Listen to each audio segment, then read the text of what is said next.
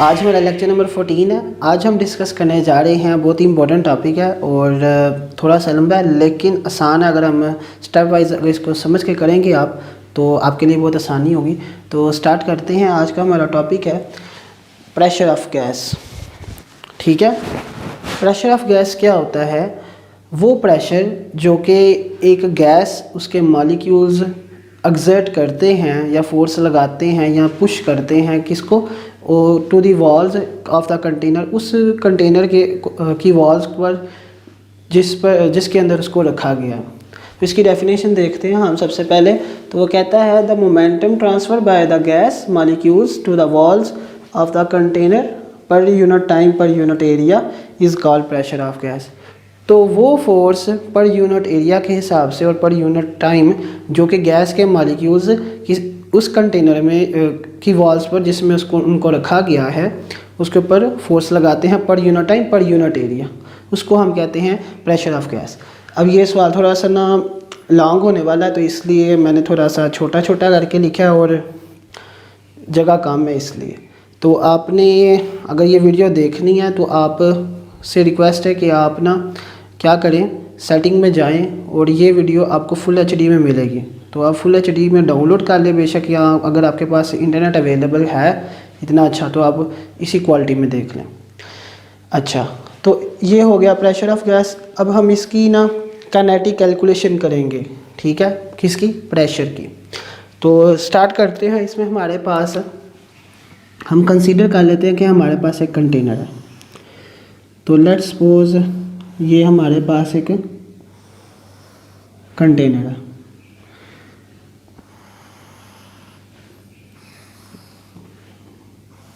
ये मैंने बना दिया एक कंटेनर। अब लेट्स सपोज ये वाला जो इसका एक्सिस है ना, ये वाले, ये देखिए ज़रा, ये हमारे 3 डायमेंशनल एक्सिस ये बन जाते हैं। इसको लेट्स सपोज मैं कहता हूँ ये एक्स एक्सिस है, ये लेट्स सपोज हमारे पास वाई एक्सिस है, ये हमारे पास लेट्स सपोज जेड एक्सिस है। अब इस कंटेनर में हमारे पास क्या हमने फिल की हुई है? इस कंटेनर में हमने गैस मॉलिक्यूल्स रखे हुए हैं। ठीक है, अब इस कंटेनर की जो लेंथ है ना, यानी हर साइड की जो लेंथ है, ठीक है, ये वाली लेंथ वो भी एल है, ये वाली लेंथ भी एल है, ये भी एल है, ये भी एल है, ये भी एल है, ये भी एल है, ये भी एल है, ये भी एल ये वाली भी, ये वाली भी और ये वाली भी। क्योंकि ये हमारे पास एक क्यूबिक हमने लिया कंटेनर और इसकी क्या है, सारी साइड्स की जो लेंथ है वो सेम है। अब हम क्या करेंगे, हम इस कंटेनर में इतने सारे n नंबर ऑफ मॉलिक्यूल्स हैं, ठीक है, उनमें से कोई एक मॉलिक्यूल एज्यूम कर लेते हैं। तो लेट्स सपोज ये हमारा वो मॉलिक्यूल है। ठीक है, अब या तो ये एक्स एक्सिस के अलॉन्ग मूव करेगा, या तो ये वाई एक्सिस के अलॉन्ग मूव करेगा, या फिर ये जेड एक्सिस के अलॉन्ग मूव करेगा। ठीक है, तो लेट्स सपोज अब ये एक टाइम में एक ही डायरेक्शन में जा सकता है। ऐसा नहीं हो सकता कि कोई भी चीज़ एक वक्त में 2 डायरेक्शन में जा रही हो, यानी आगे भी जा रही है पीछे भी जा रही है, या तो एक ही डायरेक्शन में जाएगी। तो इसका भी यही है कि लेट्स सपोज हम कहते हैं ये गया टूवर्ड्स एक्स एक्सिस। ठीक है, तो जिस वेलोसिटी के साथ मैं कहता हूँ कि ये जो हमने मॉलिक्यूल लिया ना, इसका जो मास है ना वो हमारे पास है, कह लें कि वो m1 है। ठीक है, और अब मैं कहता हूँ कि ये लेट्स सपोज मूव कर रहा है किसके अलॉन्ग, एक्स एक्सिस के अलॉन्ग विद वेलोसिटी v1x। ठीक है, अब क्या सीन होगा, ये यहाँ से मूव करता हुआ जाएगा और ये कंटेनर की वॉल के साथ टकराएगा और टकरा कर वापस आ जाएगा। तो टकरा कर जब वापस आएगा तो उसकी वेलोसिटी उसकी मैग्नीट्यूड के साथ होगी लेकिन अपोजिट डायरेक्शन में। तो हमारे पास यानी आ जाएगा v1x, ये हमारी इनिशियल वेलोसिटी थी, तो ये जब टकरा के वापस आएगा तो ये हमारे पास -v1x हो जाएगा। अब चूँकि ये अब इसका मास भी है, इसके अंदर वेलोसिटी भी है, तो इसके अंदर क्या होगा, मोमेंटम होगा। तो इसके अंदर जब हम देखेंगे तो ये हमारे पास जो इनिशियल मोमेंटम होगा वो क्या होगा, हमारे पास m1 इसका मास और इसकी वेलोसिटी कितनी थी, v1x, यानी x एक्सिस के लॉन्ग हम देख रहे हैं। सिमिलरली जब ये फाइनल मोमेंटम इसका हुआ पी एफ हमारे पास आ जाएगा कितना, अब टकरा कर जब वापस आया तो इसका मैच तो वैसे का वैसे ही m1 है, लेकिन वेलोसिटी क्या है माइनस में होगी, तो ये माइनस m1v1x हो गया। अब हम क्या करेंगे, चेंज इन मोमेंटम फाइंड करेंगे। तो चेंज इन मोमेंटम हमारे पास आ जाएगा फाइनल माइनस इनिशियल, तो P F minus P I, तो ये आ जाएगा हमारे पास फाइनल मोमेंटम कितना है, हमारे पास है फाइनल मोमेंटम माइनस m1v1x और माइनस ये वाला, और इनिशियल मोमेंटम कितना है m1v1x। अब दोनों रकमें सेम है और दरमियान में माइनस है, अलामतें भी सेम है, तो ये आ जाएगा 2m1v1x। ये आ गया हमारे पास चेंज इन मोमेंटम। नाउ हमें पता है एज वी नो, क्या हमने पढ़ा हुआ है कि s is equals to v t, where v is the velocity and t is the time. अब इसमें से v डेल टी निकालना। अच्छा, अब इसमें से हम क्या करेंगे, डेल टी निकाल लेते हैं। तो ये आ जाएगा हमारे पास del T is equals to आ जाएगा s बाय v। इसमें s क्या है हमारे पास, अब देखिए ज़रा, यहाँ से लेकर ये कह लें यहाँ तक ये एक लेंथ है, इसने फासला तय किया, तो ये एक बिफोर कोलिजन यहाँ से यहाँ तक गया है, तो इसने कितना फासला तय किया, इस जितनी इसकी लेंथ थी वो क्या है l। अब टकरा कर जब वापस आया है तो उसकी टकरा कर जब वापस आया है तो तब भी उसने उतना ही फासला तय किया जितना उसने पहले किया था, लेकिन अपोजिट डायरेक्शन में। तो लेंथ तो हमारे पास मैग्नीट्यूड में है, तो डायरेक्शन तो इसमें इतना नहीं शो होता, तो ये दोनों पॉजिटिव होंगी। तो टोटल फासला इसने कितना तय किया, 2 है। यानी इसकी मिसाल बिल्कुल ऐसे ही है कि ये कह लें ये पॉइंट है और ये हमारी ये गैस है, ये पॉइंट पर है इसमें, और यहाँ से लेकर ना यहाँ तक का जो फासला वो 5 मीटर है। अब वो यहाँ तक गया तो 5 मीटर फासला तय हुआ है, और टकरा जब वापस आया तो फिर 5 मीटर फासला तय हुआ है। तो टोटल फासला कितना उसने किया, 5 + 5 इज इक्वल्स टू 10। ये वाला मैंने इसमें इस्तेमाल किया, ये सॉरी आएगा इधर 2 है, ठीक है। तो ये हमारे पास टोटल क्या आ जाएगा, डिस्टेंस। अब इधर से इसमें हम वैल्यूज़ जब प्लग इन करेंगे तो डेल टी हमारे पास आ जाएगा टोटल डिस्टेंस कितना, 2l। अब वेलोसिटी हमारी कितनी थी, v1x।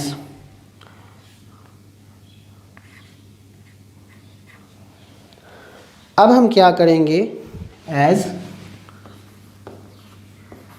Bye Newton's second law. अब हमने न्यूटन का सेकेंड लॉ हमने पढ़ा हुआ है इन टर्म्स ऑफ मोमेंटम के फोर्स किसके बराबर होती है, चेंज इन मोमेंटम पर टाइम। अब चूंकि हम फोर्स ले रहे हैं एक्स एक्सिस के लॉन्ग फॉर 1 मॉलिक्यूल, तो मैं इसको f1x कह दूँगा। अब हमारे पास चेंज इन मोमेंटम की भी वैल्यू है, वो है ये, और डेल टी की वैल्यू ये है। तो हम ये वैल्यूज़ इधर प्लग इन करेंगे तो हमारे पास आ जाएगा -2m1v1x ओवर, ये आ जाएगा 2l ओवर v1x। तो ये आ जाएगा 2l ओवर v1x। ये 2 से कट गया, ये v1x इस v1x के मल्टीप्लाई हो जाएगा, तो हमारे पास f1x आ जाएगा -m1v1x का स्क्वायर ओवर l। ये हमारे पास फोर्स f1x की वैल्यू आ गई। सिमिलरली अब हम क्या करेंगे कि ये तो हमारे पास एक मॉलिक्यूल के लिए आई है। अब ये थी टकरा कर जब हमारे पास वापस आएगी तो एक ये कह लें हमारा रिएक्शन है। अब जब ये गैस मॉलिक्यूल टकरा कर वापस आया तो वो उसका रिएक्शन होगा। न्यूटन के थर्ड लॉ के मुताबिक एक्शन और रिएक्शन हमेशा बराबर होते हैं, लेकिन अपोजिट डायरेक्शन में। तो इसमें जब हम ये वाली वैल्यू प्लग इन करेंगे तो हमारे पास ये माइनस इस माइनस से मल्टीप्लाई होगा तो प्लस हो जाएगा, तो m1v1x का स्क्वायर ओवर l।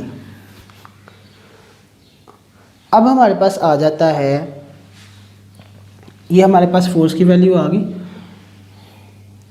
अब सिमिलरली ये हमारे पास आया है एक मॉलिक्यूल के लिए, ठीक है।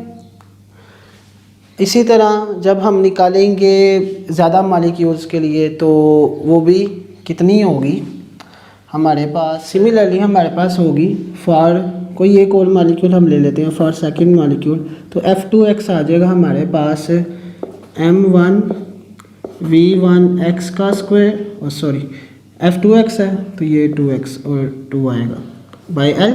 सिमिलरली हम nth मॉलिक्यूल्स तक जब जाएंगे तो ये आ जाएगा Fnx equals to mn vnx का स्क्वायर ओवर L, ठीक है।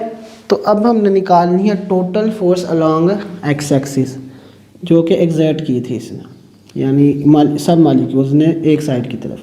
तो ये आ जाएगा हमारे पास Fx टोटल कितना आ जाएगा, F1x plus F2x up to so on Fnx, ठीक है। अच्छा, तो अब इसमें हम वैल्यूज़ प्लग इन करते जाएंगे इन सब की। तो ये हमारे पास आ जाएगा F1x की वैल्यू हमारे पास क्या थी, m1 v1x का square over L plus m2 v2x का square over L plus mn vnx का स्क्वायर ओवर L। ये हमने निकाल ली up to so on nth molecules के लिए। तो इन सब में हमने देखा है कि ये गैस के मॉलिक्यूल्स का जो होगा ना मैस, क्योंकि ये हमारे पास इनकी कंपोजिशन सेम है, ठीक है। तो इसमें हमारे पास मैस यानी कांस्टेंट हो जाएगा, तो वो मैस भी कांस्टेंट है और एल भी कांस्टेंट है। तो मैं मैस और ये लेंथ को मैं बाहर निकाल लेता हूँ, अंदर आ जाएगा हमारे पास v1x का स्क्वायर प्लस v2x का square plus up to so on vnx का स्क्वायर। अब हम क्या करेंगे, इनको n से डिवाइड भी करते हैं और n से मल्टीप्लाई भी करते हैं। ये n हमारे पास क्या है, टोटल फॉर nth मॉलिक्यूल्स के बारे में हमें जाहिर कर रहा है, ठीक है। तो ये हमारे पास आ जाएगा, अब ये है एक मॉलिक्यूल का मैस था और जनरली हमने लिखा था, और ये है n यानी जितने भी हमारे पास मॉलिक्यूल्स हैं उनके नंबर को जाहिर कर रहा है।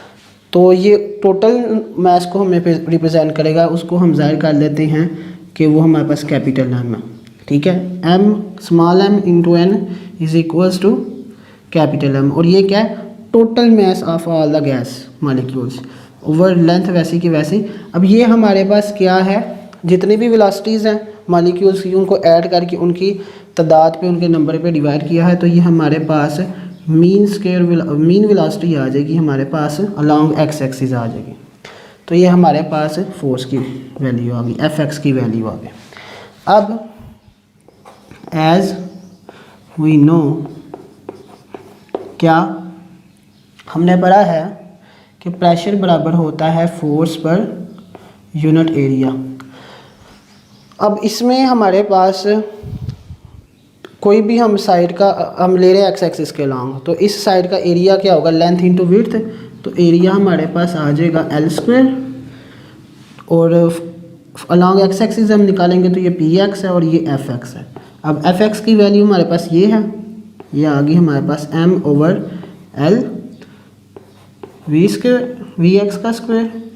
अब बटे में जब डिवाइड करेंगे एरिया से वो एल स्क्वायर है, ये एल स्क्वायर इसके साथ मल्टीप्लाई हो जाएगा, तो मैं इधर इसी स्टेप में मैं लिख लेता हूँ कि वो हमारे पास हो जाएगा एल का क्यूब, ठीक है। अच्छा, अब ये हमने निकाल लिया प्रेशर अलॉन्ग एक्स एक्सिस। अब इसमें अब हम वेलोसिटीज़ की बात कर लेते हैं। अब हमें पता है कि जो टोटल वेलोसिटी है वो क्या होगी, टोटल वेलोसिटी की मैग्नीट्यूड का स्क्वायर बराबर होगा वेलोसिटी अलॉन्ग इसके जितने भी कंपोनेंट्स होंगे थ्री डिमेंशन में होंगे, कंपोनेंट्स के स्क्वायर के बराबर होगा, तो वी जेड का स्क्वायर। अब इसमें हमारे पास क्या सीन होगा कि जो वेलोसिटीज़ की एक्सिस के अलॉन्ग होगी वो ही वेलोसिटीज़ की वाई एक्सिस के अलॉन्ग होगी, वही वेलोसिटीज़ के जेड एक्सिस के अलॉन्ग होगी, यानी कि सेम होगी। तो यानी हमारे पास आ जाएगा वी एक्स का स्क्वायर, ये हमारे पास आ जाएगा वी वाई के स्क्वायर के भी, और ये बराबर आ जाएगा वी जेड स्क्वायर के भी। तो इन दोनों की जगह मैं लिख लेता हूँ एक्स, तो वी स्क्वायर आ जाएगा हमारे पास, ये भी आ जाएगा वी एक्स का स्क्वायर प्लस ये भी वी एक्स का स्क्वायर प्लस वी एक्स का स्क्वायर। तो ये हमारे पास वी स्क्वायर की वैल्यू आ गई कितनी, 1, 3 दफ़ा एक ही रकम है, तो 3vx का स्क्वायर। अब इसमें से हम वैल्यू निकालेंगे किसकी, vx स्क्वायर के। तो vx स्क्वायर की वैल्यू निकालेंगे तो हमारे पास आ जाएगा vx का स्क्वायर, वो आ जाएगा हमारे पास 1/3 v स्क्वायर। ठीक है, अब ये वैल्यू हमने प्लग इन करनी है इस वाली इक्वेशन में, तो हमारे पास आ जाएगा px which is equals to total mass over L cube, तो ये आ जाएगा हमारे पास 1/3 वी स्क्वायर। अब ये हमारे पास टोटल मास है और ये हमारे पास एल क्यूब यानी वॉल्यूम है, तो हमारे पास आ जाएगा, हमें पता है डेंसिटी बराबर होती है मास पर यूनिट वॉल्यूम, इसको रो से ज़ाहिर करते हैं, तो इसमें हम प्लग इन करेंगे तो आ जाएगा px is equals to rho 1/3 rho v square. तो ये हमारे पास प्रेशर की वैल्यू आ गई अलोंग एक्स एक्सिस। अब हम क्या करेंगे, सिमिलरली हम बात कर लेते हैं अलोंग वाई एक्सिस की, तो आ जाएगा P Y is equals to 1/3 rho v square. Similarly हम बात कर लेते हैं जेड एक्सिस, तो पी जेड आ जाएगा हमारे पास 1/3 रो वी स्क्वायर। तो इसको हम जनरलाइज फॉर्म में कैसे लिख सकते हैं, जनरली हम इसको ऐसे लिख सकते हैं, pressure is equals to 1/3 rho v square. तो ये हमारे पास प्रेशर की वैल्यू आ गई, और ये क्या है, काइनेटिक कैलकुलेशन है प्रेशर की। ठीक है, नाउ लेट्स स्टेप प्रेशर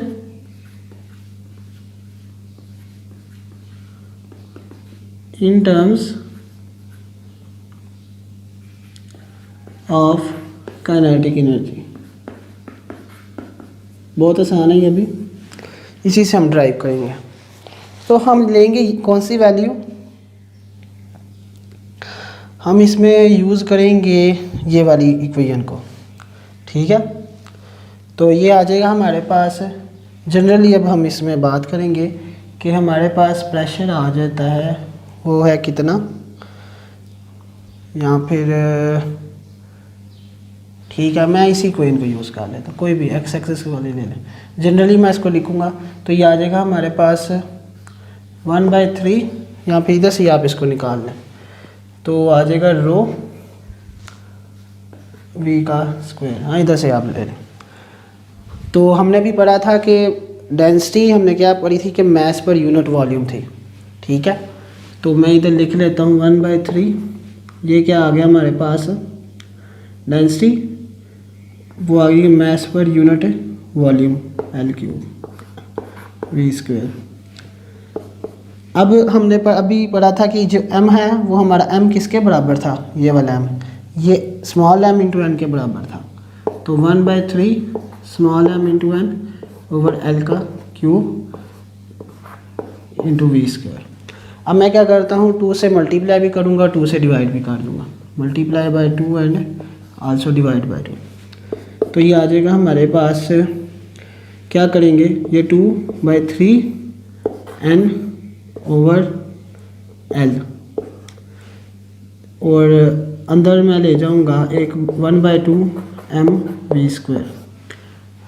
ठीक है, बस मैंने थोड़ी सी तरतीब आगे पीछे की है। तो ये हमारे पास, अगर आप गौर करें, ये हमारे पास ये जो सारी वैल्यू है ये हमारे पास एक कांस्टेंट है। ठीक है, और ये किसके बराबर है, ये बराबर है काइनेटिक एनर्जी। तो प्रेशर हमारे पास आ जाता है, ये कोई भी एक कांस्टेंट ले लेते हैं। मैं कहता हूँ कि ये सारी वैल्यू एक कांस्टेंट के बराबर है। कौन से, कोई भी लेता हूँ मैं, इधर n0 ले लेता हूँ, कोई भी वैल्यू आप ले सकते हैं, और ये बराबर है काइनेटिक एनर्जी का। तो जब हम इस कांस्टेंट को अगर हम ख़त्म करके लिखते हैं तो ऐसे लिख सकते हैं प्रोपोर्शनैलिटी की हालत में, इक्वालिटी को ख़त्म करके। तो ये आ जाएगा pressure is directly proportional to the kinetic energy. तो यही था हमारा आज का। तो उम्मीद करता हूँ आपको समझ लग गई होगी। थोड़ा सा कॉम्प्लिकेटेड था लेकिन आसान ही है अगर आप स्टेप को सही तरह फॉलो करेंगे। तो उम्मीद करता हूँ आपको समझ लग गई होगी। तो मिलते हैं फिर नेक्स्ट लेक्चर में, तब तक के लिए अल्लाह हाफिज़।